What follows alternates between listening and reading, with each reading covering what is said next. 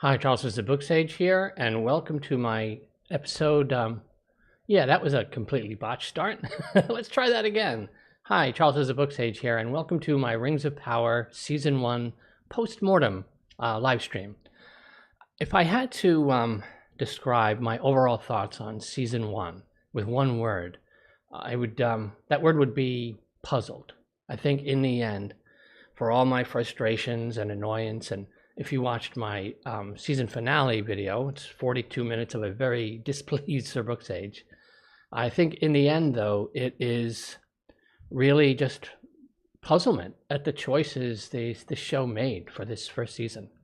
I mean, they really wasted most of the season, because if you stop and think about it, outside of the absurd eruption of Mount Doom, the way they did it, really only 3 things of significance happened in Season 1. Sauron going to Mordor, the 3 Elven rings crafted, and the Numenorian king Tar Palantir dying. And all 3 happened in the last 5-10 minutes of the season. So let's unpack the season as a whole. Now I want to start off by talking about 2 critical mistakes that the show made that really negatively impacted any chance of Season 1 being a coherent story. And the first one is the same mistake the Wheel of Time made in their Season 1. The Wheel of Time decided to create this, which one of the Emmonsfield 5 is the Dragon Reborn mystery. And when they did that, and I understand the thought process behind it, but when they did that, they obliterated some of the foundational canon of the story as a whole to do it, and they weren't able to do any legitimate character work for any of the Emmonsfield characters, because the moment they actually got into their stories, it'd be obvious which ones weren't the dragon and which one was. So it was in the end, a choice that really hurt Season 1 of the Wheel of Time. And this Rings of Power showrunners did the same thing here. I just want to say a quick hello to, I guess, see some people watching and comments. I'll be getting to comments in just a little bit, so I appreciate them. I'm just going to kind of give my first run through here, and then we'll get into a discussion. So the mistake that the show made, the first mistake, was this mystery of who's Sauron. Now, there was no real reason to create this mystery here. There's no reason for the showrunner, the viewers of the show, to not know who Sauron is.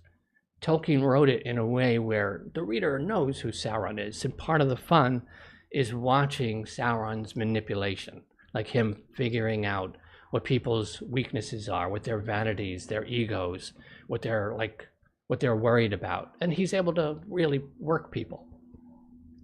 But by keeping him a mystery, it just, again, if you look at Halbrand, there's no actual character journey in there's no actual character journey with this character for the whole season. The Halbrand we see in the first 10 seconds is the Halbrand we see all the way through to until he suddenly Saurons himself at the end. And hold up here. I'm just getting a weird stream health message. So hopefully you're seeing this okay, because it's telling me that it might be buffering. Anyway. I don't see the option here to... so you can't change the stream latency once you started the screen. Anyway, thanks YouTube. So let's get back to what I was saying. There was no real character development of Halbrand, because they couldn't, because he was secretly Sauron. And now that you know that Halbrand is Sauron, let's really look at what he was doing. Why in the world would Sauron be on a boat out in the middle of the Sundering Sea, which west of Numenor by the looks of it? What would he be doing there? There's no reason whatsoever that Sauron would be on that boat with those whatever humans they were, and we never knew who they were. We got no information about them. They were just a prop. But the boat, the only thing west of Numenor is the continent of Alman, is Valinor, where the gods are. The one place in the entire planet where Sauron would not go, because he fears their wrath and their judgment if they get their hands on him. So why in the world was he there? Was he just mopey Sauron, like, you know, like Daddy Darklord was yeeted into the void by the Valar, and he's just moping around the world, just not knowing what to do with his life until he meets Galadriel, and then she's so utterly insufferable and annoying that he decides to burn the whole world down because he can't deal with her. I just don't really know. Like, the only reason he was on that boat and then the boat was destroyed and he was on the raft is because they just wanted him and Galadriel to be together in the season. They wanted to create this sort of ship thing between the two of them because they thought it was going to be some gigantic, mind-blowing mystery reveal that he's Sauron all along. You know? And no, it makes Galadriel look like a complete and absolute utter fool. This is not the Galadriel Tolkien wrote in any way. This is just, there's no part of her that's in any way anything like the Galadriel that Tolkien wrote about. And yeah, because it's Sauron, yeah, like he's presented as though he's just he just wants to be a guy, he's living his life, he's taken on the appearance of a regular old human. And he just wants to travel the world. Like he's like Michael Corleone in The Godfather Part 3, where he wants to just live a nice little life and he keeps pulling, you know, they keep pulling me back in thing. Like they're trying to do that, like to make Sauron some sort of sympathetic character. And he's going to just rage monster now because he was spurned by a woman. And again, knowing he's Sauron now, why in the world would Sauron save Galadriel from drowning? Sauron is just going to, no matter what he wants, he's going to just eventually just give back in to his temptations for domination. It's just his nature. It's who he is. And you could blame that on Melkor corrupting him to be a broken one of the Maya. But this is who he is. So why in the world would he save the life of someone who is top 3 biggest threats he knows he's going to have to face at some point as he makes his rise to power? He would sit there on the raft and laugh his ass off watching her get herself drowned. He would never, ever save her at all under any circumstance. But, you know, because they're completely changing every character in the show into something completely different and to just have the names, this is what we get. Because it's just so, you know, you have to have something approaching, even something that's recognizable that these are these characters are supposed to be. Because, and again, let's stick with Halbrand for now. We'll go through Halbrand's story. They start immediately arguing like they were been married for like 25 years, like spatting back and forth at each other. And then they end up being rescued by Elendil and brought to Numenor. So, outside of the show just doing it because they want to do it, and that's it, and you just deal with it, Halbrand would be passed off to a guard. And Elendil would tell the guard, like, okay, give him a bath, give him a meal, and then just kind of lock him in a room until we figure out who he is and what to do with him. He would not get invited to just stroll in to the throne room of Numenor. He wouldn't just some random dude no one's ever met. They don't know anything about him, no matter what claim Galadriel thinks he has.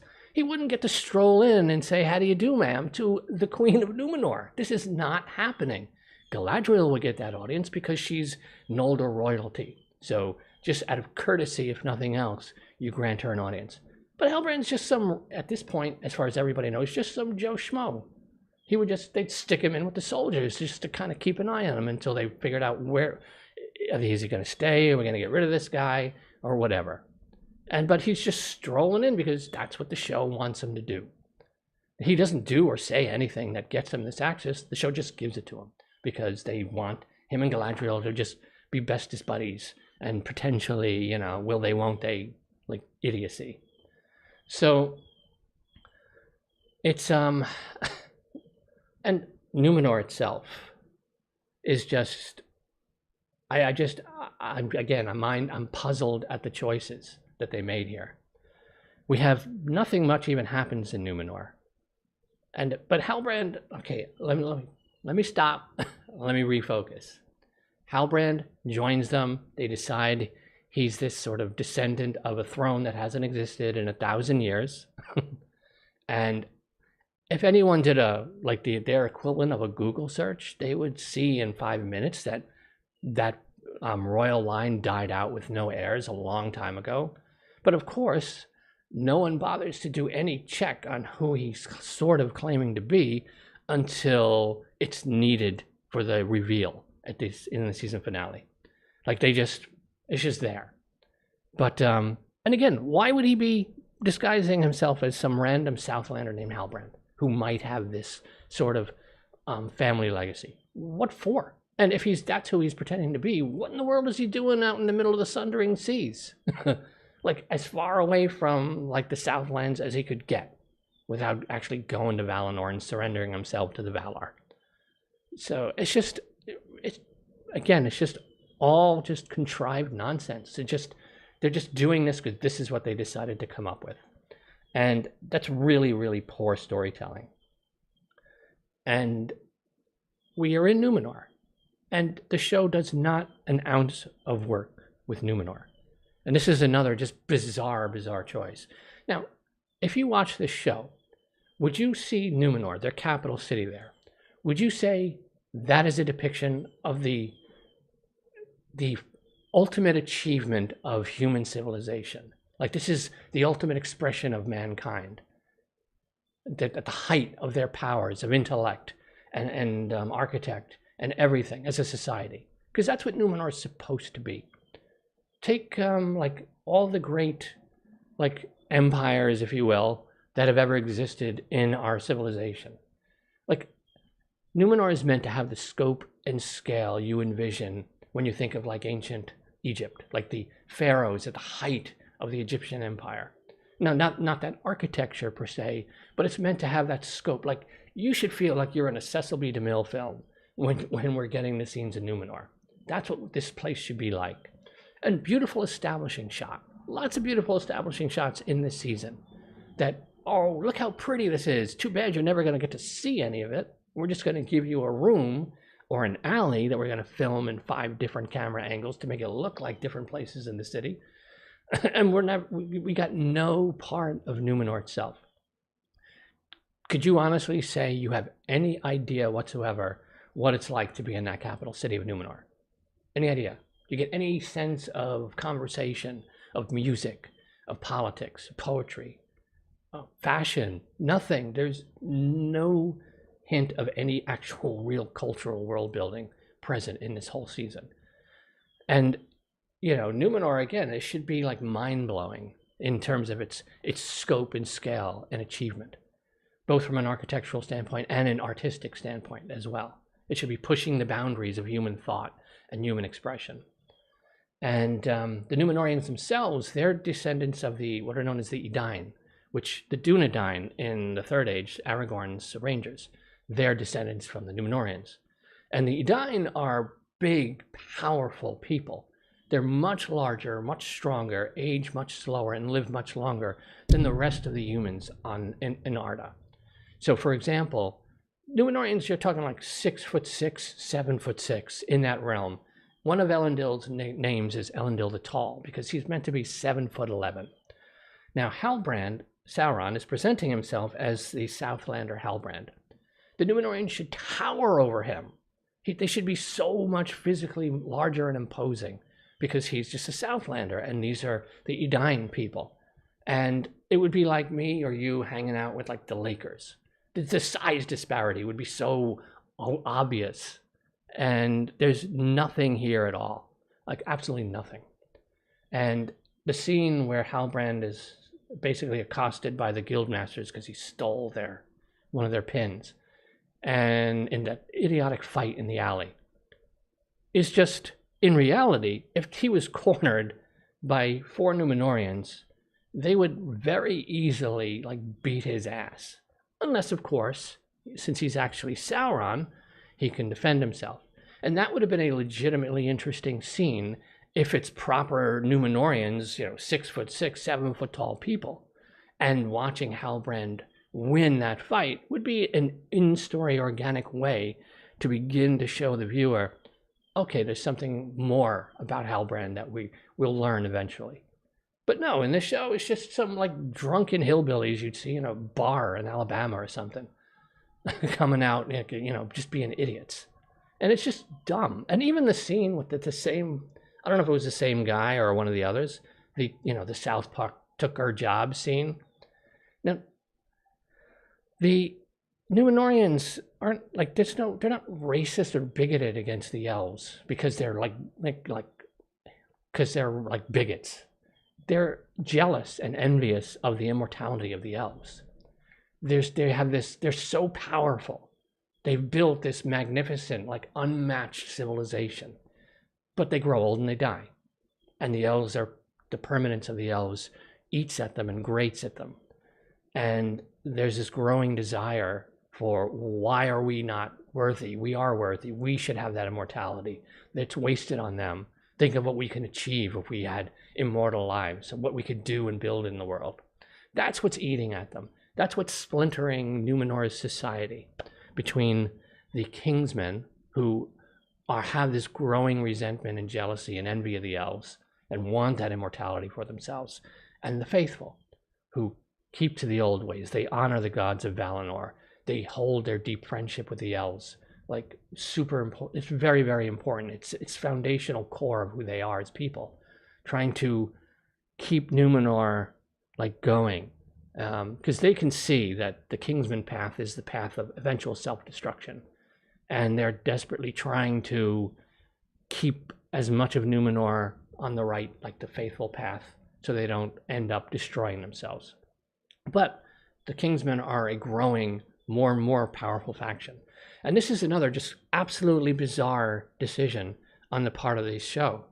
Numenor should have been one of the main two storylines. It should have been the politics in Numenor throughout the whole season, and Celebrimbor and his work in Eregion. Those should have been the two main storylines, that anything else floated around the periphery of these two things. Because in Numenorian society, you have Farazon, who we met, who really was given hardly anything to do. He is the nephew of the king. I don't know if you realize that. Farazon's father is the king's brother, who, at this point has died. So he's the king's nephew. He's technically Muriel's heir, since Muriel doesn't have any children of her own yet. And he is the leader of the Kingsmen. He's the one pushing, like Numenor, trying to push to greater heights, and this growing resentment in the society against the elves and against the gods. And you have Lord Amandil, who's Elendil's father, who should be a central figure in this show. He's the head of the faction of the faithful. And Amandil and Farazon grew up, these were like best friends, like inseparable best friends as children. But because their houses were on different ideological factions, and Farazon's father was so like adamant about cutting off the gods and cutting off the elves and forging their own path, Farazon has grown up indoctrinated by his father. And now Amandil and Farazon are sort of bitter rivals who, they still remember the friendship that they used to have, but they can never get back to that moment. And these are the two driving political powers in Numenor. This is the political fight, is between these two, and the throne is just the throne. They're just there trying to navigate between these two.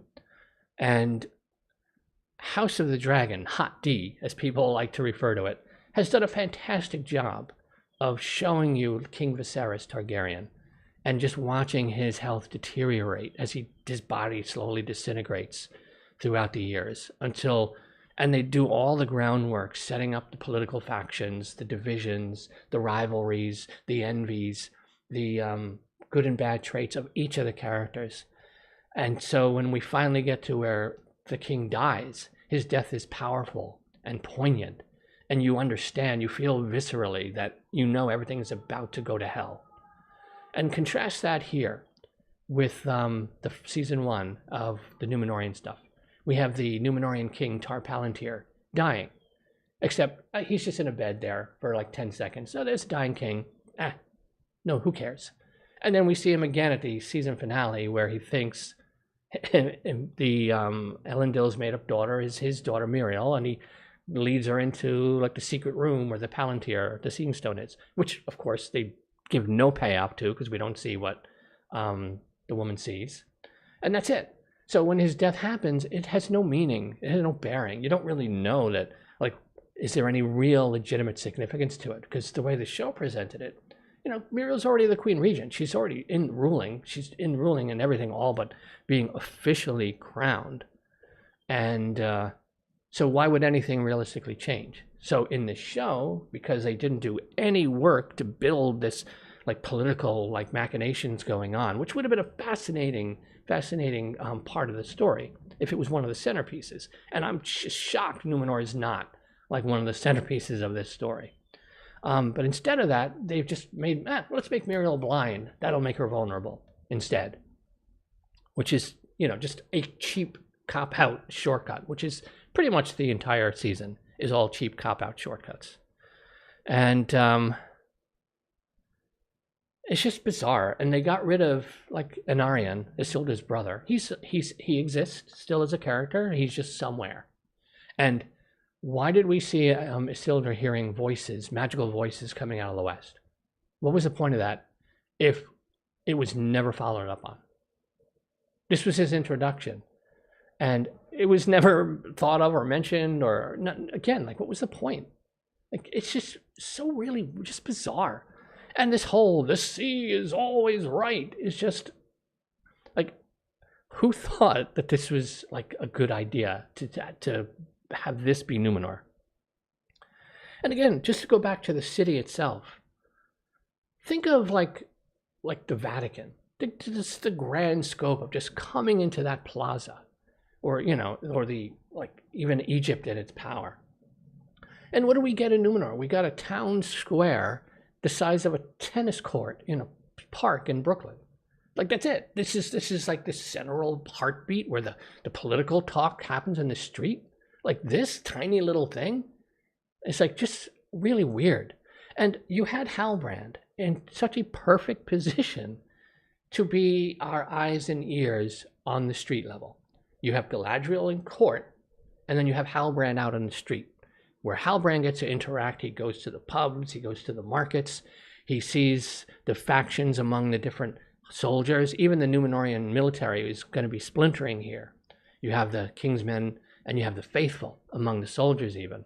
So this fight, where he gets into a fight and beats some Numenorians, could have spilled over into like two different groups of Numenorians in the military, like end up at each other's throats because one's a Kingsman and one's a faithful. And you could show Halbrand just subtly manipulating and testing where this place is vulnerable, so that when he comes back here much later, as Sauron surrendered to the might and power of Numenor, he already knows, from this show's point of view, he already knows where to begin because he's paying attention to the factions. But this show, nope. Halbrand has to be next to Galadriel. He's got to be here. He's got to be in court. He's got to be just walking around, access to places he would never in a million years be granted. And he gets thrown in prison because of the fight. And then he's out of prison later. Did they even show how he got out of prison? And the scene where he just like hugs Elendil and pickpockets Galadriel's knife blade and gives it back to her, and nobody notices. Like Elendil's not going to notice some random dude who should be massively like 2 feet shorter than him. Like he's not going to notice this guy picking his pocket. I mean, it's like, why did they turned Elendil into just an idiot. Like what a waste of just phenomenal characters. Again, Elendil is meant to be like, he's like top 5 greatest warriors alive on that planet right now. Maybe top 3 even. You could even argue top 2, him and Gil-galad. And he's just like a douche in season 1. Because most of this show, I mean, was this any different than like Brideshead Revisited or Upstairs, Downstairs, or, you know, Downton Abbey? Because most of the show is conversations in rooms and these hollow spectacle moments that happen. But most of it is just conversations in the room, like Celebrimbor. Celebrimbor's entire season was Celebrimbor looking pleased and having afternoon tea in granny robes. until all of a sudden at the very end in the season finale, suddenly he's in his workshop for the first time in the entire season, when this should have been him like showcased right at the center of the show. And where is, yes, like just mentioned here, I was hoping for more on Aryan. Where is Anarion? Like, where is he? He's off doing something so they could have his made-up sister, and like Celebrimbor looks pleased for 90% of his time. That's his scenes. Look pleased, and he's good at that. And then the sister's job is to look concerned, because 90% of her season 1 story arc is her looking on with concern at other people talking, until the very end, where, you know, she's alone with the king. Like, why wouldn't the servants be there? The servants would be there regardless of whether she's participating in some contest, so that she can be taken up to the tower. And the Palantir, by the way, the Seeing Stones, were gifts that were given to Lord Amandil, to Elendil's household. They own those. Those are theirs. The king, the crown, does not have those. That is something given by the elves to their elf friends, and they possess those, and they keep them in their on the western part of the Isle, where their homeland is. So that's where the stones are supposed to be, and there's 7 of them. But for some bizarre reason, the king has one. But so Numenor is just overall just massively, massively disappointing. And you would think, if Miriel has gotten into her head because Galadriel has somehow convinced her, just very easily, mind you, that because let's unpack this. Miriel decides to invade a foreign country and wage war on their soil without giving anyone a heads up. You'd think she'd send an emissary to Lindon, to the High Court of Gil-galad, and say, hey, there's orcs down here. You might want to come down and meet up with us so we can just clear this problem out before it becomes a bigger problem. Right? No, she's just going to invade another country and potentially start a world war, because technically, you know, the elves in Noldor could take this as a foreign invasion. So it's just, again, just really weird. And a queen is not going to sail to a foreign country to wage war against somebody, not knowing any clue what size. I mean, what if there was 100,000 orcs? What would they have done if there was 100,000 orcs by the time they get there? So she would sail with an armada. She would come with the full might and power of Numenor. Because Numenor is supposed to be, and in Miriel's day anyway, Numenor is the military powerhouse on that planet. And they are not cavalry, they are foot soldiers. And they are the most feared army. The orcs are terrified of fighting the Numenorians, even more so than the elves in many ways, because the Numenorians are just a powerhouse. Because again, 7 foot tall, physical specimen people, just, you know, with very disciplined, very experienced, hardcore warriors. And in this show, we have a Queen Regent sailing with a couple of hundred people who've never even held a sword in their lives, let alone experienced battle veterans. Like, a queen is not going to go halfway across the world, because the art is still flat here in the Second Age. It hasn't been shaped into a globe yet. You sail with your full might, because this is what the Numenorians do later. And they would do it here. And again, 5 ships. Oh, 2 of them blew up. Some passing brigand. Happens every Tuesday. And then she just goes with 3 ships. Like 300 neophytes who've never been in like a bar brawl, let alone an actual battle, are going to come with her. And Elrond is the herald of the High King, the herald of Gil-galad. So, and the commander of the Elven armies. And he would be the one who would Gil-galad, let's say, would send to treat with the Numenorians. And Galadriel, again, just happens to end up there because she eats herself into the ocean, because apparently she can swim across the entire world and not expect to die. But,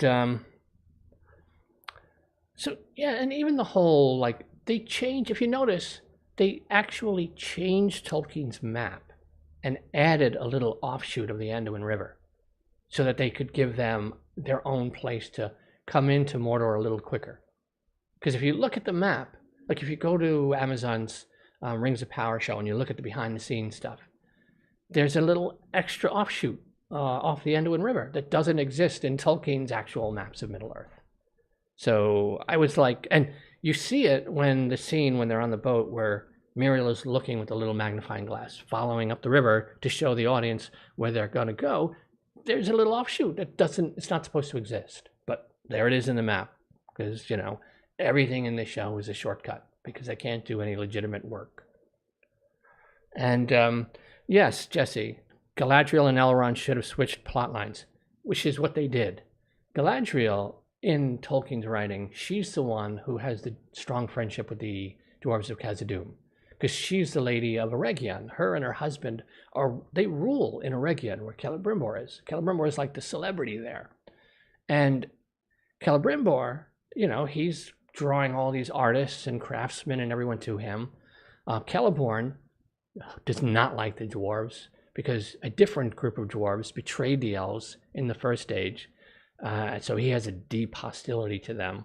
And even though the Durin's folk in Khazad-dûm were not part of that betrayal, he holds a deep resentment towards all the dwarves as a result. But Galadriel's really good friends with them.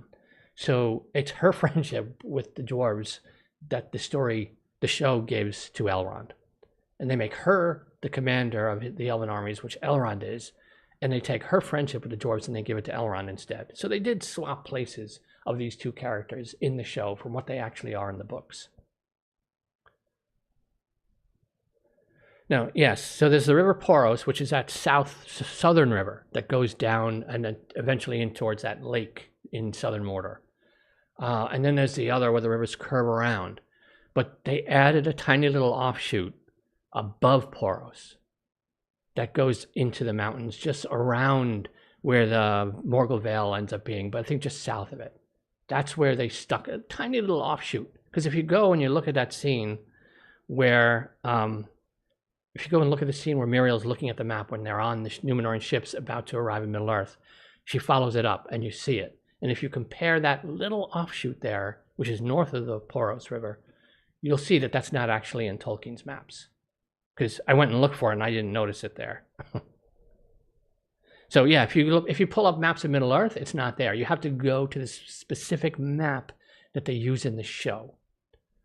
And you'd have to go either to that episode, or if you go to the bonus features, for one of the episodes, they actually have the show's version of the Middle-earth map available there. And there's a little extra offshoot off the Anduin that they added for the show.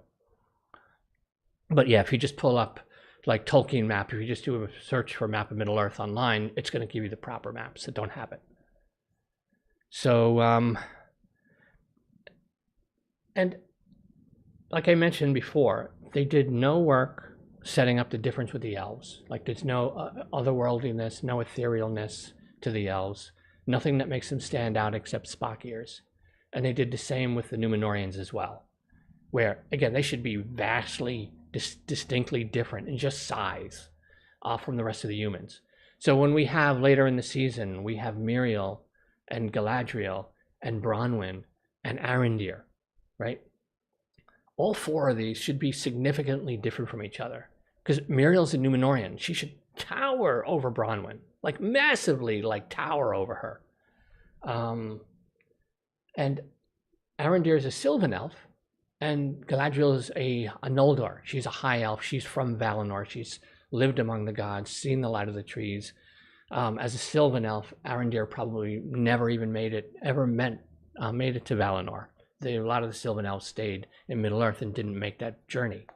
So he's never seen the gods, seen the light of the trees, never lived in that sort of holy spiritual land.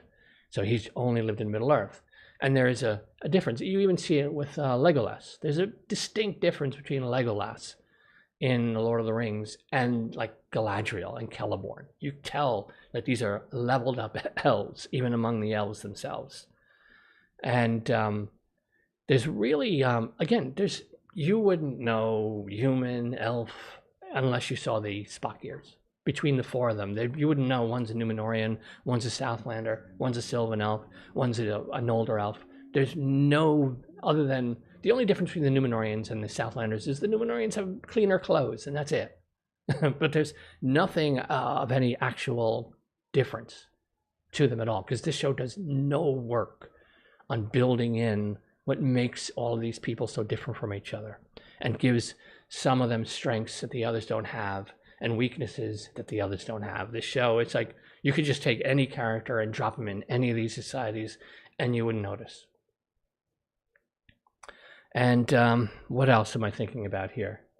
Oh yeah, the second mistake that they made, by the way, besides the who is Sauron mystery, is, if you think about it, like I mentioned at the start, only 3 actual things happened outside the hollow spectacle of the most absurd eruption of a volcano in history. We have Sauron coming to Mordor, the 3 Elven rings crafted, and the Tar Palantir, the Numenorian king, dying. And in the show, they happen in reverse order that they actually happen in Tolkien's writings. Sauron goes to Mordor in the year 1000. The 3 Elven rings are forged in the year 1590, and Tar Palantir dies, I believe, in the year 3255. So doing this timeline compression of, rather than picking a story from the Second Age, like House of the Dragon picked a story from Fire and Blood instead of trying to mash the whole Fire and Blood together, this show is just doing the Second Age. So they're taking events spread out over 3,500 years and smashing them together. It would be akin to you watching a show, and there's the Allies storming the beach in Normandy, and then you cut to Moses leading the Jews out of bondage out of Egypt, and then you cut to George Washington crossing the Delaware. And the show is presenting all 3 of these events as happening on the same day, at the same time, in the same year. You're not watching a show with 3 disparate timelines that are going to somehow make sense that they need to be shown at the same time. No, all happening at the same time. That's what this show is doing. Now, to someone who's never read any of Tolkien's stuff, it's probably nothing noticeable about that. But for those of us who have, I'm watching 3 different events that take place spread out over thousands of years happening at the same time and in reverse order. So that's, yeah, so where was I? Yeah, so the story, Season 1 ends with Sauron arriving in Mordor. That's where Season 1 should have started. And this was their second big mistake. They started the show too early. If you noticed, they had nothing for anybody to do in this show, in this season. There was because nothing really happens. Second Age is pretty quiet until Sauron comes to Mordor, sets up shop, starts building the Dark Tower, Balrog, and the orcs come, and the orcs start breeding and multiplying, and then he starts causing problems. And what Sauron does is Sauron creates the threat, then disguises himself as Anatar, and then goes to the elves to try to start manipulating the elves, because his plan is to manipulate them into a way where he can corrupt them and make them another tool of his, because they're, outside of the Numenorians, the elves, and the Noldorian elves in particular, are his biggest threat. And the Numenorians, they have some presence in Middle-earth when he first kind of arrives in Eregion, but not a big presence yet. They just become more and more and more of a threat as time goes on. But his plan here is to show up as Anatar, pretending he's like an emissary from the Valar, that he's a Lord of Gifts, so that he could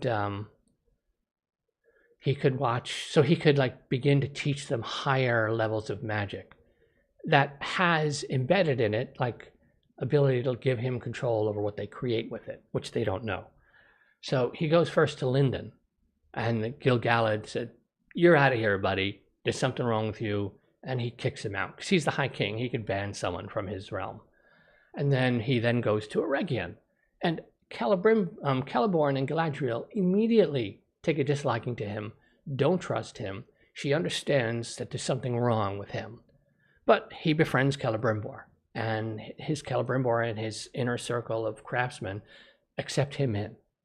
And Galadriel and Celeborn just kind of wash their hands of him, and they don't want anything to do with him. But Celebrimbor is, he's the star, he's the celebrity, he's a big reason why the society is like the cultural heartbeat of Middle-earth. And so they let them do their thing, because they're just there making crafts and stuff, so they just ignore them. Galadriel has this like insight. He's too powerful for him to not make a strong disguise where you would know he's Sauron. But she has that insight, and the Gil-galad as well, where they know something's off, and that's enough for them to trust their instincts. But Celebrimbor is susceptible. See, Eregion should have been the other actual like centerpiece of this story, and it should have been Celebrimbor, because, like I said, he is the master craftsman of the Second Age, one of the greatest artisans who's ever lived. The only one you could say who's maybe outdone him would be his grandfather Feanor. So you have him, you have his workshop, you have all these other elves who've come to train with him, to study under him. You even have dwarves of Khazad-dûm have come to Eregion, and they live there, some of them, because they want to work with Celebrimbor because he's so skilled and so renowned, and he's pushing the boundaries of artistic creation from the Elven point of view. And you know, you can show him and how he lives and basks in that sort of celebrity status, but then show him at night when everyone has gone home and gone to bed, and show like the crushing weight of being the grandson of Feanor. Feanor, the greatest elf and the most infamous elf who's ever lived, whose ultimate achievement of craftsmanship and creating is the Silmarils. And you could show Celebrimbor's like obsession with trying to match the feats of his grandfather, and like just striving alone at night when there's no celebrity, there's no attention, and just seeing his frustration build because there's something eluding, there's something just out of reach that he can't figure out how to break that last barrier down. And showing this, because Celebrimbor is a fascinating and very complex character, and you could show this dichotomy of his public persona and his private struggles. And in comes Annatar. Sauron disguises Annatar and exploits it, and it makes sense why Celebrimbor is able to be manipulated and exploited, because Sauron works on that passion and that legacy that drives him. Hold on one sec.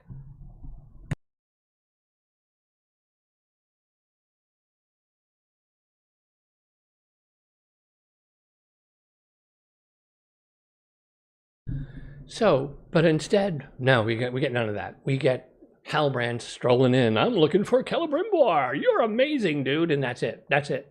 Like I mentioned in my season 1 finale video, it's just absurd. It's just absurd the way they go about it. Oh, that is actually, well, it is a beer glass, St. Bernardus, one of the greatest breweries. This is actually just a mixture of unsweetened black tea and lemonade. Beers for later.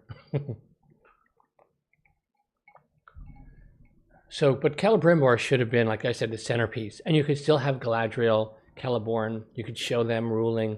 You could show, like, a lot of Middle-earth was really just brutalized in the War of Wrath. And a lot of Middle-earth is like, most of the life there has just been wiped away. And the elves spend a lot of time kind of like bringing life back to Middle-earth.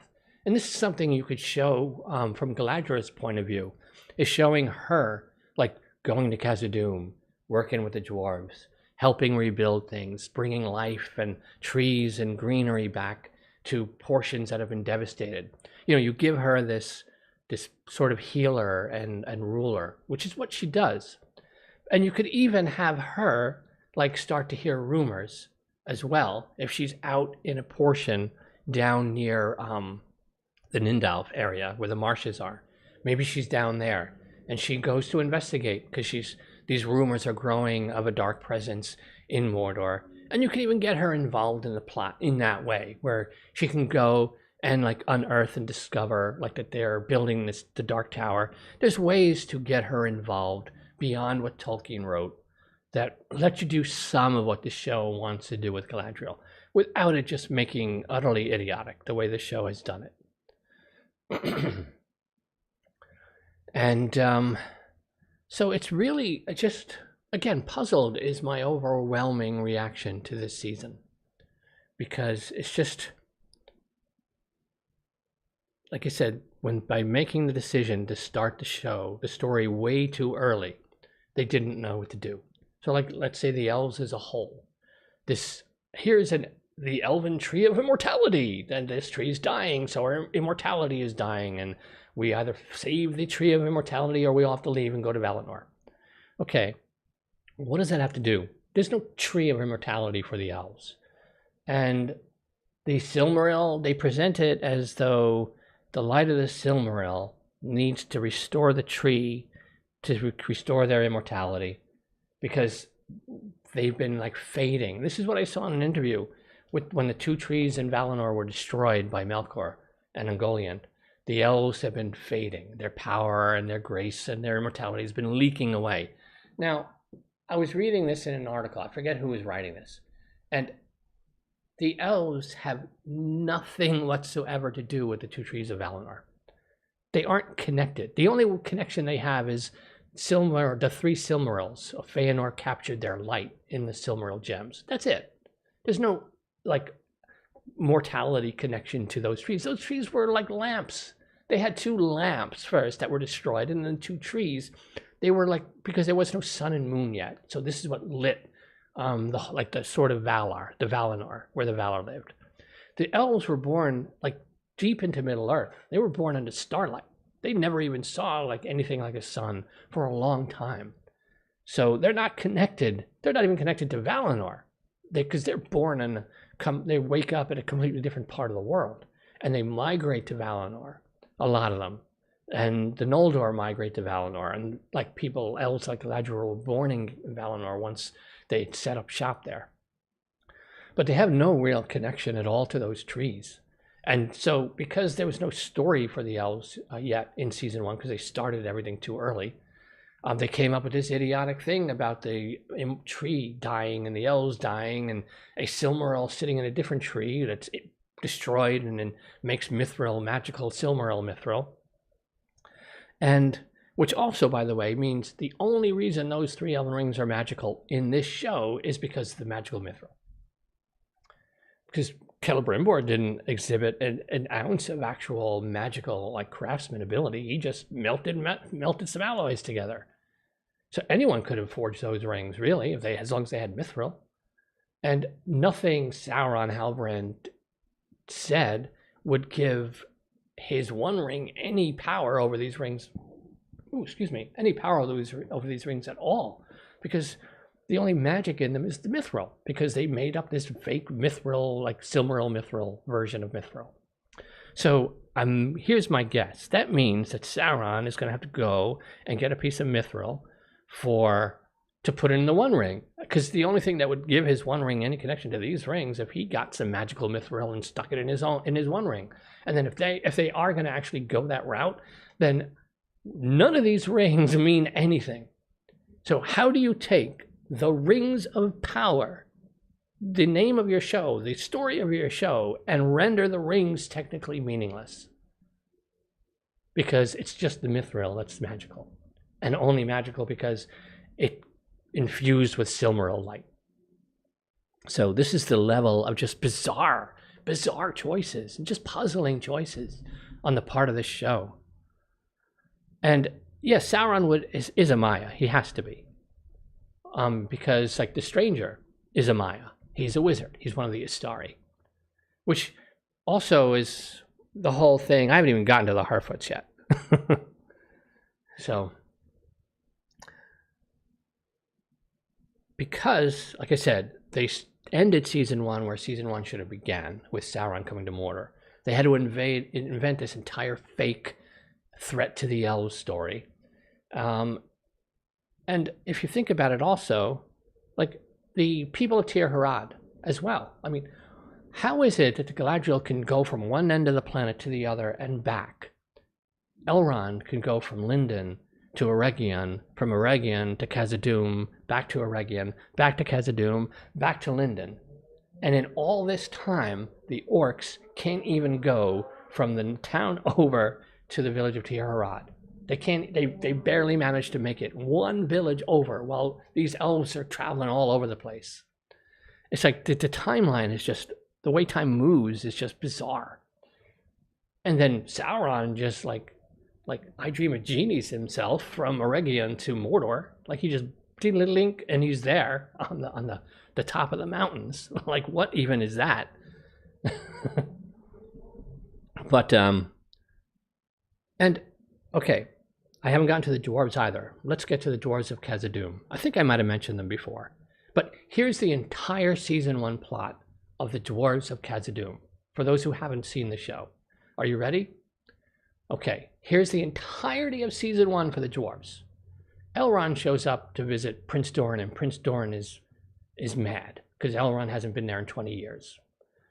And then they make up, and then they're bestest buddies again. And Elrond needs some mithril.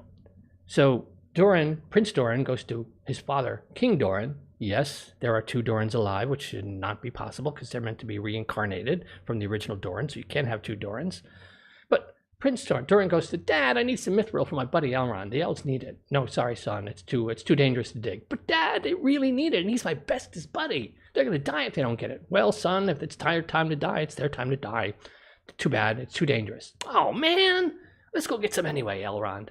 And they get some anyway, and they can't get it because the mine collapses, and then he gets in trouble, and his dad sort of disowns him. And we find out in this conversation that Doran has a brother that they just drop in there casually that we never even saw. And then that's it. That's the entirety of the dwarf storyline. Oh, and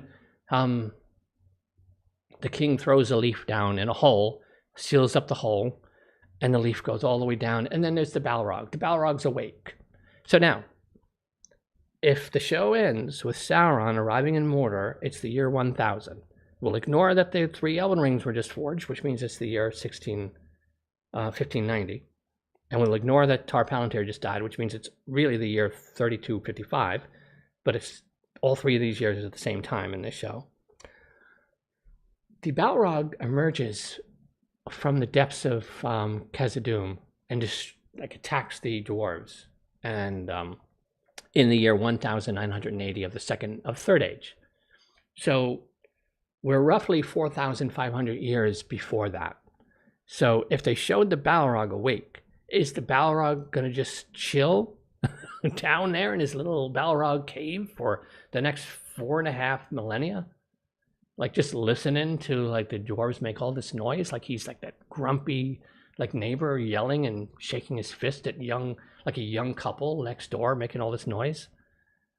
It's just bizarre. But that's it. That's the entirety. And the Prince Doran and his wife Disa were entertaining. They're like my favorite part of the show. But very bizarrely, they were like a little sitcom. That's how it was written and filmed. Like they were a little sitcom couple, which was endearing, but completely out of sync with the rest of the story, where everything's meant to be this high fantasy stuff, which they failed miserably at doing. But they were written as just a cute sitcom couple. I'd actually legit just watch a show of their family dynamic as a half-hour TV comedy show because they were interesting. But they had, again, because they started the story way too early, there's nothing for any of these characters to do, which really shows in this season because, again, not much happened. Now, the Tir Harad people, their village is destroyed. They're going to be going down to an Numenorian, abandoned, town or something. So we're done with them? Because, I mean, what story do they have left? Their town is destroyed. So, okay, they're moving on. So what story is there going to be for any of them? I'm assuming, my guess is Theo is going to become a ringwraith, because otherwise I don't know what the point of these characters are at this point. And I just don't understand. What are they even going to do with any of these people? They don't really matter to the story unless one of them is going to become a Nazgul. But yeah, so it's like Jesse mentions here, they'll rescue Isildur, I suppose. It's to give Isildur something to do when they get around to bothering to tell everyone Isildur is still obviously alive. So it'll be Isildur's chance to step up, right, and begin coming into his own. Yeah, see, I can see the Balrog being like that. Get off my lawn. But yes, I guess probably that's probably a good idea, good suggestion, Jesse. That it's to give Isildur people to talk to when they get around to showing him. And I really expected that the season would close out like season 1 arcs, so that season 2 can open up like 20 years, 30 years later. Because I don't know how they're going to tell this story without some time jumps. They can't do big ones because, well, the Numenorians live for maybe 400 years. The Southlanders don't. So, but there's so much that actually happens once the Second Age story gets going. They've already thrown away 20% of their whole show because it's supposed to be 5 seasons, about 50 hours. And season 1 is in the books. And 20% of the story time done, and not much happened. There's so much that still has to come. I don't know how they're going to fit it in just 4 seasons now, since they wasted most of season number 1. And so we'll see where that goes, because we never saw what the Elendil's daughter saw in the stone. We saw them arrive, the Numenorians arrive back in the capital and see the black flag, so they know the king's dead, but we didn't see the repercussions of that. And Isildur, they never bothered to show us that Isildur survived that collapse of that house. Oh, I think the reason, Guy, that they blinded Queen Muriel is because rather than doing the work of building up I spoke about this earlier, rather than doing the work of building the political interplay between the Kingsmen and the faithful and showing the fracturing of society, that would lead to like what Farazon does. In this show, they just, let's make Queen Muriel blind, and that'll be cause enough for Farazon to do what he does the next season. I thought the show was going to end. She needs to touch the darkness. Yeah, so that's very good. Baba Novak. Yes, because that's another thing too. This show was littered with so many just cheesy lines of dialogue that I like to describe as stupid things that are written in a way that sounds smart. Just things that are written in a way to sound smart to stupid people. That's what the show is written with. Like things that are meant to sound lofty and, you know, and deep, but are just dumb. Just stupid. Stupid things. Like the sea is always right. It's just one of the dumbest things I've ever heard of. And like they chant it together, like just, and that's it. Okay, so are they a cultish society? Because that's kind of cultish. But then, no. There's no other indication of even religion of any kind in that island. And it's just, and yes, I've seen the memes. The sea is always right. And my wife drowned at sea, so the sea's always right. It's just, oh, man. Now, this was great meme fodder. Season 1, you can make so many memes from this, and people have been, and they've been very, very entertaining. Population, well, Farazon is, I don't want to go back through the whole thing again, Guy, so, but just a quick recap. Numenor society is splintered into 2 ideological groups. We have the faithful, which is headed up by Elendil's father, who's non-existent in this show, and they keep to the old ways, honoring the gods in Valinor. They have their deep abiding friendship with the elves. And you have the Kingsmen, which is headed by Farazon, and they have a growing animosity towards the elves. Not any bigotry or racism. It's they're envious and jealous of the immortality that the elves possess, and they want that for themselves. So they've turned their backs on Valinor, turned their backs on the gods, abandoned, rejected the friendship of the elves. And they're going down this sort of like this road where they're just lusting for permanence themselves. And it's a very corrupting thing. So Farazon is the head of that faction, where he wants, Numenor is supposed to be the ultimate achievement of mankind. And he believes that that ultimate achievement should be rewarded with the immortality that the elves have. It's that sort of, from Tolkien's point of view, I guess you could look at it as, because since he was a Catholic and there are Catholic themes in his stories, you know, it's the hubris of man trying to capture and claim the divine for himself. And then the faithful are men who understand their place in the hierarchy, this hierarchical structure of life, and spirit and everything. So that's kind of how you do it. And the show, again, they didn't do any of the work to actually organically build that into the Numenorian storyline. They just mentioned the faithful a couple of times throughout the season without any real legitimate work, and to make it pay off, which is why the king's death at the very end of the season means absolutely nothing to anybody. Well, at least in the context of the show, it's meaningless. So,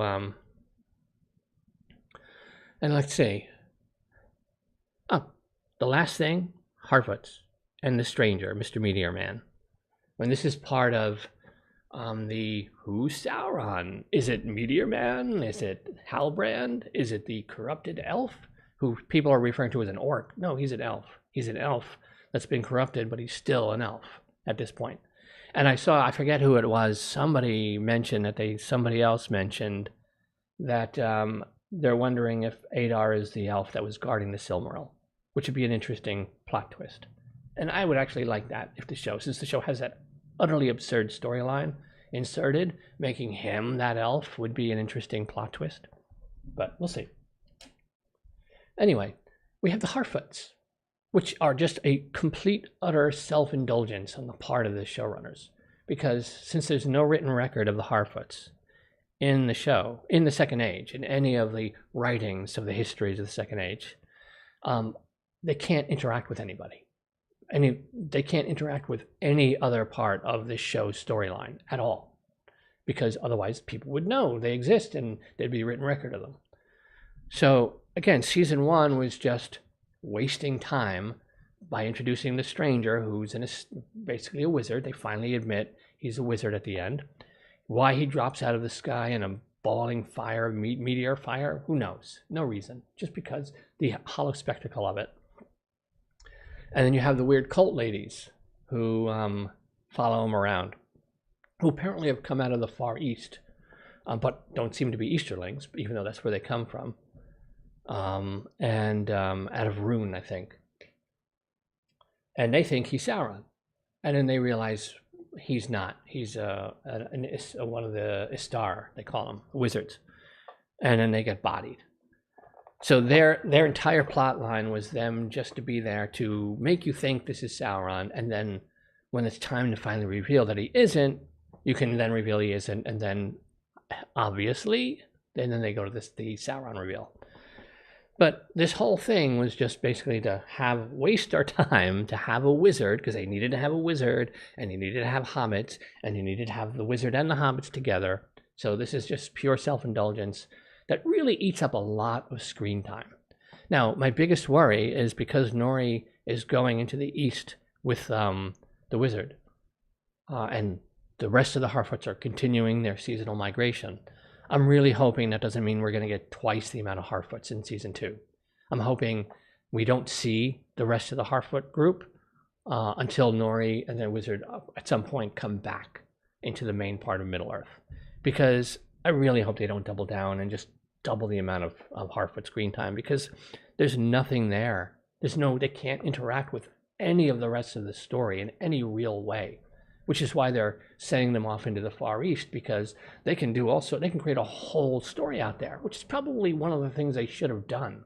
I would have had characters coming out of Rune, coming out of Harad, and having them coming into Middle-earth and getting caught up in the great events of the Second Age. So like we see what's the war between the elves and the orcs in Sauron. We see it from the perspective of outsiders. Because if you notice, shows that are smart at crafting story, like let's take season 1 of the Vikings. They capture a dude from a different culture and bring him back.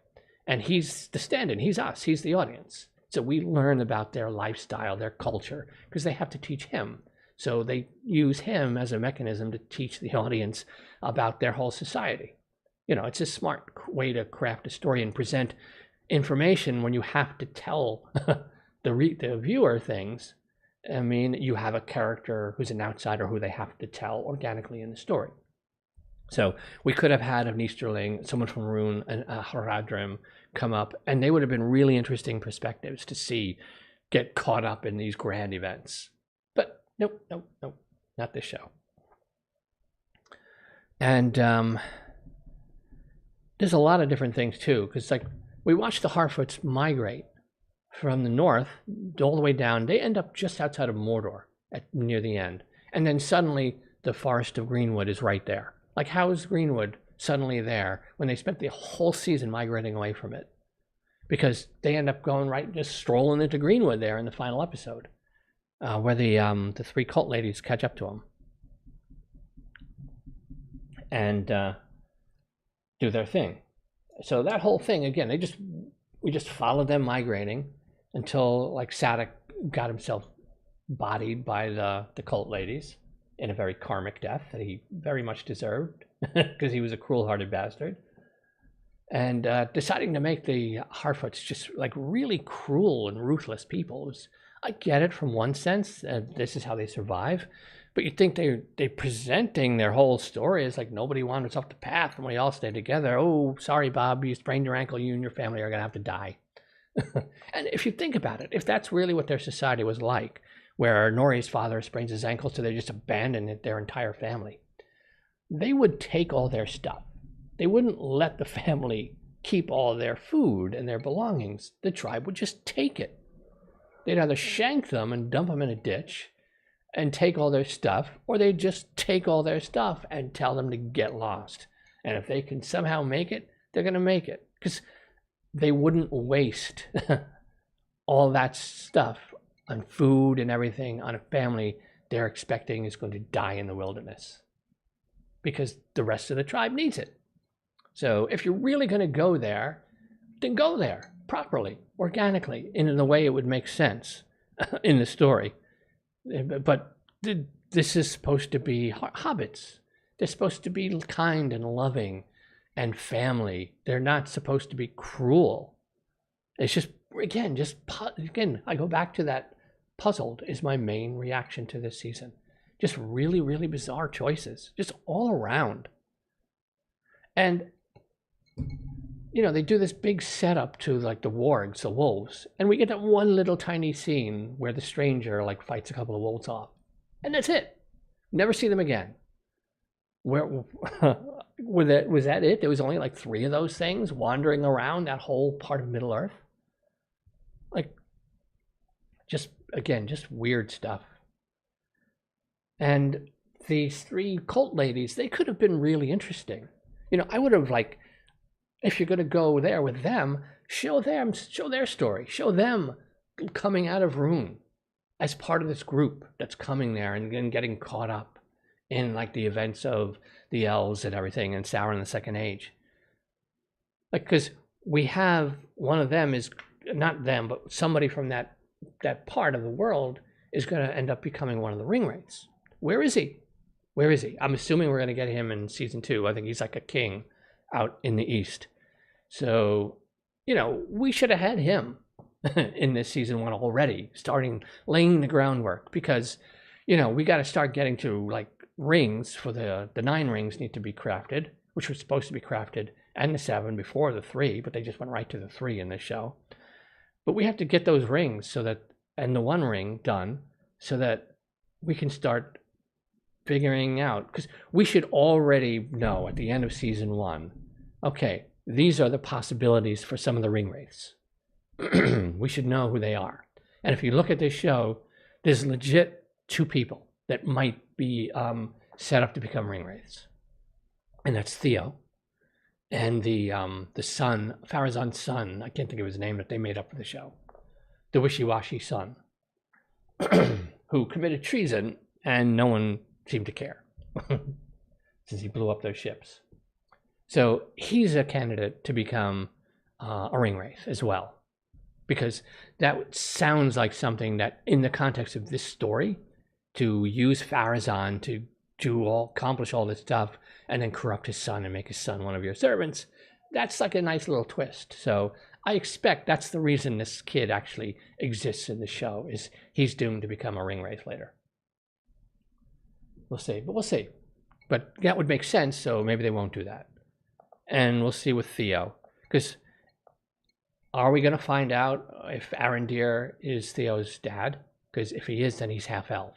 And then if he's half elf, he has to die because there isn't a fourth like human elf bloodline in Middle Earth. So, or are they going to make him like have one of the ringwraiths be half elven? We'll see.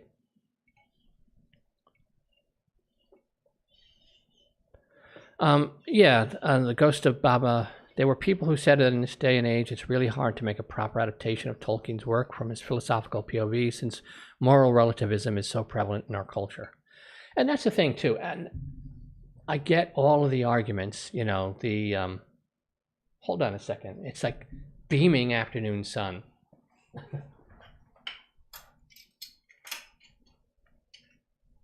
I'm gonna tech stuff. I'm gonna slap on an ND filter.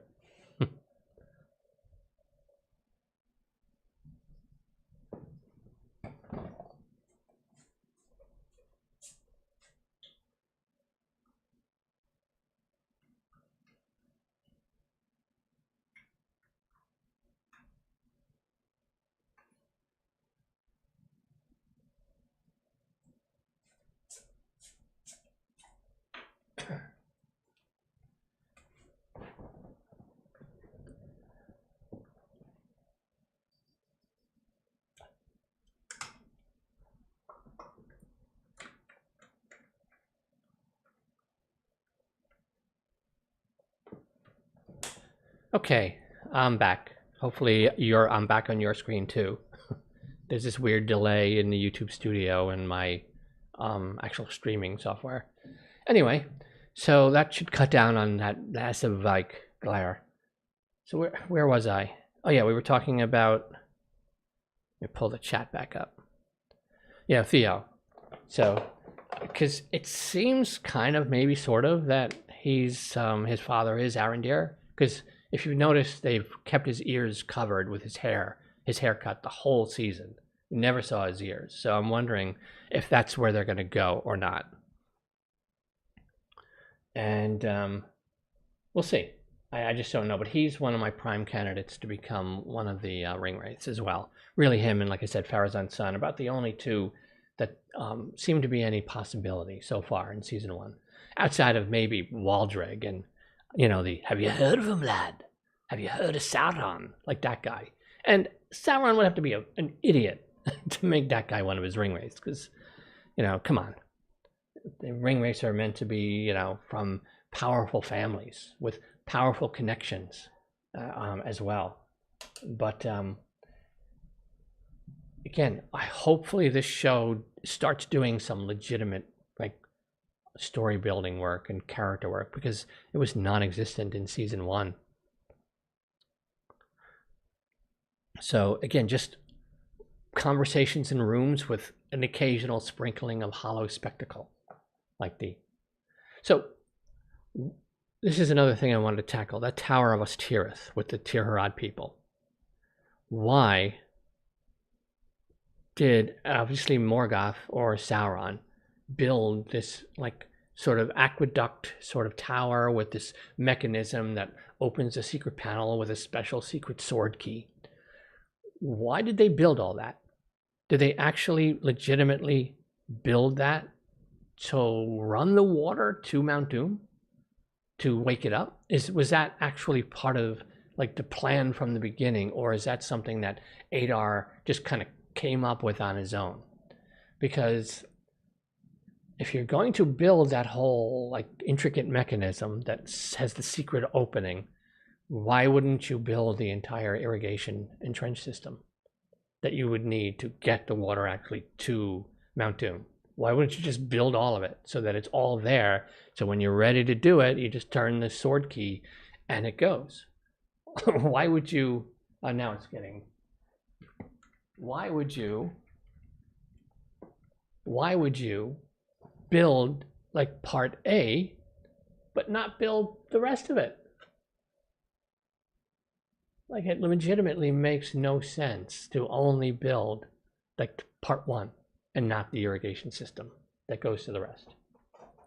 And this is another thing that really irked me about this whole construct there in the Southlands.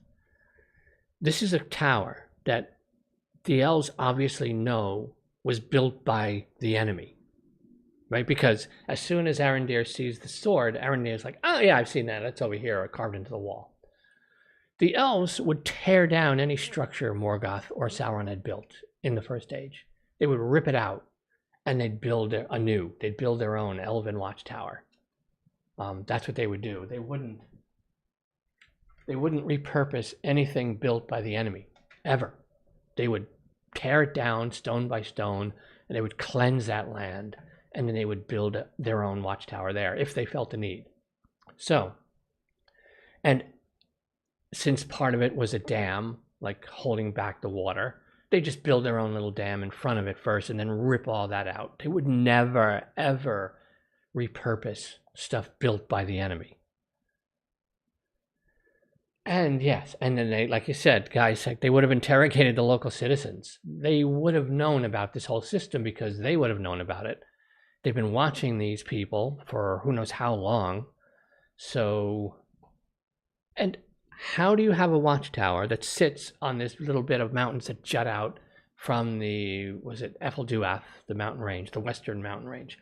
How do you have this watchtower and have elves standing in it, keeping watch with their far elven sight, and not see a single thing that the orcs are doing in the entire northern half of Mordor?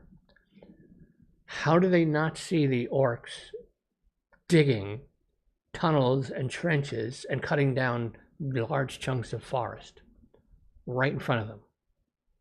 What's the point of this tower if they don't show anything?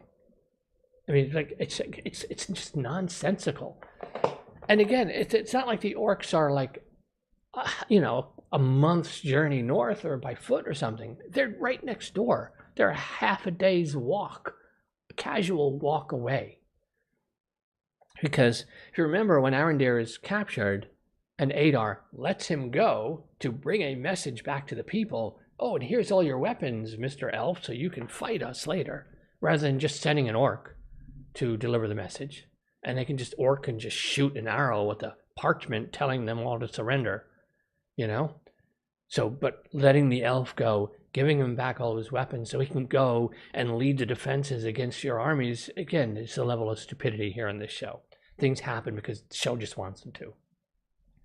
But if you remember, he's let go, and then he's going back to the village, comes across Theo, and then Bronwyn runs into them in the forest. So again, all of this stuff is happening like half a day's stroll away from this watchtower. And yet not one of these elves noticed anything. And they come and go throughout this whole region. I mean, we never saw where the elves live. Do they have their own like little castle? Or are they going back and forth? Are they coming into the Southlands and spending the season, checking in on everybody, and then going back to Eregion? Or back to like Greenwood? Or back to Lorien? Where are they? Where are they going? And how do they not notice one single, absolute, utter thing? Yes, and why would you build a trench before securing the sword key? Yes, like if they didn't even have the key to open up the dam to let all the water flow, why were they even going through all this work? You would think step one over everything else would be get the sword key. And then once we have the sword key secure, we can then begin the next part of our plan. And the only place that's left for the sword key to be is in Tir Harad. So why did it take them an entire season to just walk to Tir Harad from the neighboring town that was destroyed in episode 1? Again, makes no sense. Nothing in the show happens organically. It all happens in the way it happens just because that's what the showrunners decided they wanted it to be. And it's really, really telling when you're forcing things instead of actually just building a proper story with characters that have agency and their actions make sense that leads to these events happening. And I'm going to actually take a look at try to catch up on some of these comments here. So I'm going to go back up to the beginning here, and I really appreciate everyone watching and chatting here. I just like they humanize, Sauron. The presentation of Sauron was just absurd. Like, I don't even know what they were trying to do. We have a Numenorian puppet show by the food place where Isildur, Elendil, and sister have a conversation. Yeah, the Numenorians, like, again, where's their nightlife? Where's their music? Where's their arts? Where's the sculptures? Where's the poets and the painters? We should have seen like the cultural heartbeat of the Numenorians and then juxtapose it against the cultural heartbeat of the elves in Eregion. Two like societies, you know, like with different people, different likes, different dislikes, but showing the similarities as well. Showing what kind of music, what's the music like? Because the music in Numenor and the music in Eregion should be distinctly different from each other. Where is it? Where is any of it? Nothing. Nothing. And again, like I mentioned in one of my discussion videos, I think for the first 2 episodes, like, does anybody have any flag or anything, any design? Like, in Tir Harad, like, there was no personality to anything at all. No design, no colors. Everything is just mud. It's just like a just generic, tired, and not even accurate like depiction of a sort of maybe medieval town, where these people actually had lives and they had culture and they had colors. You know, they did the work to make the dyes to give their like town and their clothes life and personality. You know, it's not like the way this show just did no. You didn't hire. Like you hired an intimacy coordinator for some strange reason, because apparently just having conversations with characters is intimacy. But you didn't hire any cultural coordinator, like someone to kind of expand and come up with like cultural like intricacies and identities for these places that would just let you know, like, these are all different societies with different art, different, you know, longings, different struggles. It's just, again, really bizarre to just see no work done on making anything even remotely seem like a place that you could imagine is real. And let's see, or north of the river. Okay, there should be punishment for devastating someone's intellectual property like this. Fine looking at, oh yeah. At this point, I think they're trashing Tolkien in hopes of devaluing his legacy. So, I mean, that's a theory. Like, let's make such a train wreck of this that the rest of his property won't be worth as much, so they can then buy that for cheaper. Well, I would think that hopefully, from our perspective, the Tolkien Estate would see what a poor job Amazon's done and never let them have any more. But I doubt it, because Christopher is dead, and the ones that remain don't seem all that interested in legacy. So we'll see where that goes. And I have no idea where they blind. Yeah, okay. Well, Galadriel and Halbrand on the raft. Thought it was immediately under the ruin of Beleriand. Yeah, like we thought, like, even in the prologue, the sort of flashback of the First Age, which had some beautiful, like, dynamic visuals in it, but they cut out, like, why would you use the Silmaril and its power and the light of the trees as a, like, major plot point of magic mithril, and then just skip even like mentioning any of that in the prologue about the First Age, because they leave out something they try to make a centerpiece of this Second Age story in their First Age, like kind of like prologue. Yeah, the random explosion on the ship was too far. Yes, and again, we have like the sons of two powerful lords implicated in a treasonous act in Numenor, and roving brigand. So no repercussions, no nothing at all. So I'm trying to think if there's what else I want to say about season 1. And like I think I had started to say, I would have expected a completed story arc so that they can do these sort of mini time jumps the way House of the Dragon is doing them. Because the way they've ended season 1, season 2 has to begin like right after season 1 ends. There can't be any time passed because they've left things hanging, unless they're going to do a time jump and then kind of explain what happened. Because, you know, Farazon is about to make his move. like, because the king is dead. So I don't want to spoil it for people who aren't aware of what Farazon does, for those who are, are going to continue watching this, or perhaps go and reading the Silmarillion and stuff. But Farazon's about to make a power move, and I was kind of shocked that we didn't end season 1 from the Numenorian storyline with that event happening. So it's just, again, just bizarre storytelling. But we will see. Overall, like I said, just a very puzzling show. And what a waste. What a waste of so much story time. And much of nothing, because, again, they started it way too early before the story they even began. They wasted most of the season. So, my thoughts. Now, fun little part here. Like I said, I mentioned a little bit, but this is what I would have done for season 1. Like I said, Celebrimbor in Eregion, showing him his celebrity, his artistry, everyone working with him, but showing his struggle and drive and what eventually makes him susceptible to manipulation later. Making Numenor like the other main storyline with the Amandil and Farazon as rivals who were once best friends. Those would have been the main storylines. And you would have had, Gil-galad and Elrond and Galadriel and all them on the periphery of it, doing, getting them involved, how they would organically be involved. But these should have been the two main storylines, because these are the two main driving storylines of the Second Age. It's, both of these. And Sauron is deeply connected to how both of these, like, separate kind of plots play out. But we'll see. We'll see where they're going to go with season 2. I think they've said they're in production already. I'd be really surprised if they weren't doing massive rewrites to rewrite a lot of season 2. I hope so, because there's a lot they need to fix in this show. And they have said that season 2, we're going to make a bit more lore accurate show in season 2.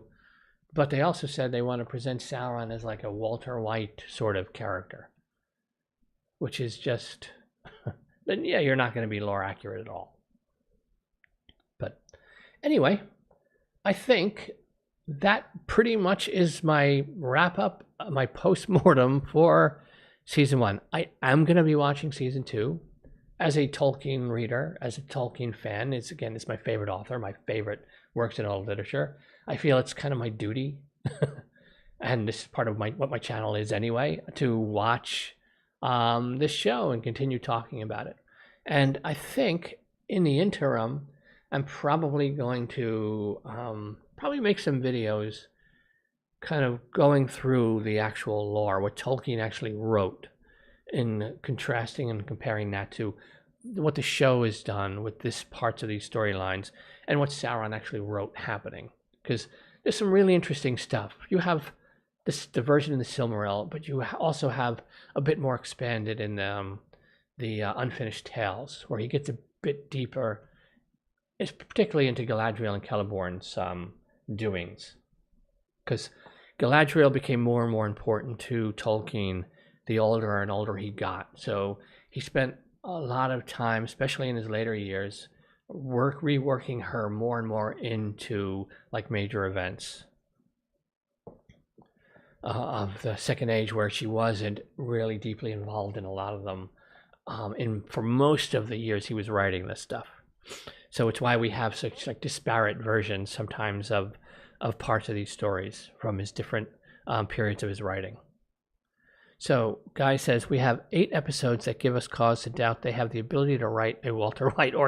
Well, they legitimately had, on the Rings of Power, they did have some screenwriters who wrote some of the episodes of Breaking Bad, and Better Call Saul apparently wrote some of the season 1, which is kind of shocking, but I guess not shocking in a sense, is just because you can tell a dynamic story about a myth dealer or whatever, doesn't mean you can write a dynamic story set in a mythological and fantasy realm.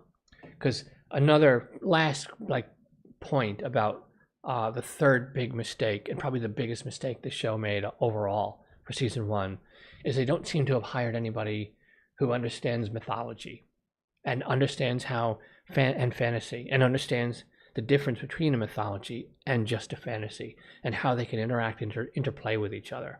Because Tolkien's Legendarium is meant to be viewed as a mythology for the Anglo-Saxon people.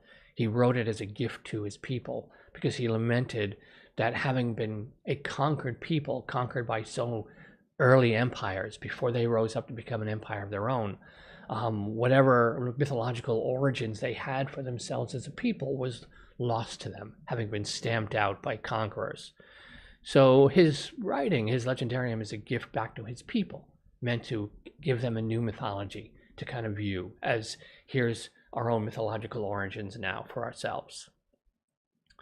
And and mythology is a very different thing in terms of a very different purpose from just a fantasy story. And Amazon made the decision pretty early on to strip out the mythological identity of Tolkien stories and approach them as only a fantasy story, just a work of fiction, which then makes them become as malleable as they want them to be. They can do anything they want with them if it's just a random fiction story and no longer a mythology meant as a gift to his people. Oh, out of commission with my first ever super chat in a live stream. Thank you very, very much. That's very cool. I appreciate that. So, I think I'm probably going to give StreamYard a try. It's a service that I really like. I just haven't used. I was going to use it for this, but it's got such a completely different interface than what I'm used to here in Streamlabs. But I think I am going to give StreamYard a try for my next live stream, because I really want that ability to post your comments when you're chatting in the chat. I'd love to show them on screen, and then we can actually have a more interactive discussion in the next live stream. So I think I'm probably going to give StreamYard a try, so that I can actually showcase your comments and super chats and things like that on screen when people do them, because I really, really appreciate it. I'm glad people came to watch this and interact, and I think with StreamYard it's going to make it a much more immersive, interactive experience where I can post your comment on screen and then we can chat and talk about it. So yeah, I think I'm going to do that going forward, and maybe I'll make start making money on this where I can actually afford the paid version.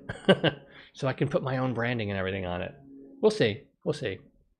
But I think I am going to call it a day. We've been going for over an hour and a half now, and I am going to be just upcoming stuff on the channel. I am going to be doing probably a rewatch of season 1 of Wheel of Time once we get closer to season 2 airing, because I didn't talk about that show when it came out. I watched it all, but I didn't talk about it.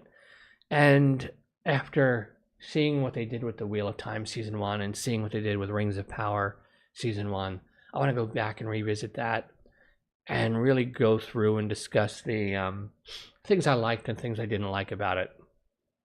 And I'm going to probably, even though I don't need to, I'm in the middle of 4 different 16 book series right now, but I'm probably going to start rereading some of the Wheel of Time books to correspond with the particular seasons they're going to be making, because that is one of the greatest fantasy series of all time, and Brandon Sanderson stuck the landing and did a magnificent job closing that story out.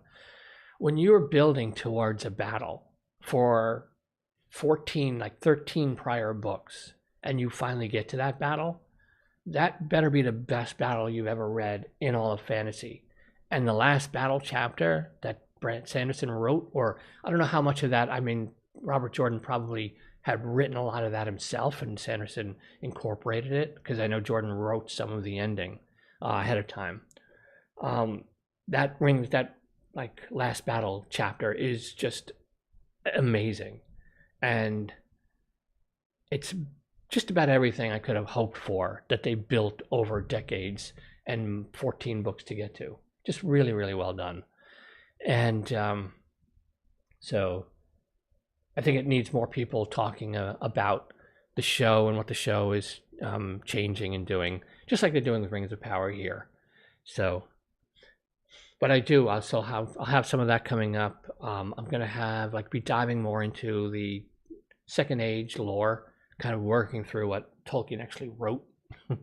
So anyway, I'm just rambling now. I'm going to wrap this up because I've got to figure out what I'm going to have for dinner, and then kick back and see what's been going on in sort of booktube-ish sort of online YouTube. So thank you for watching. Thank you for viewing my post-mortem of season 1. We made it through.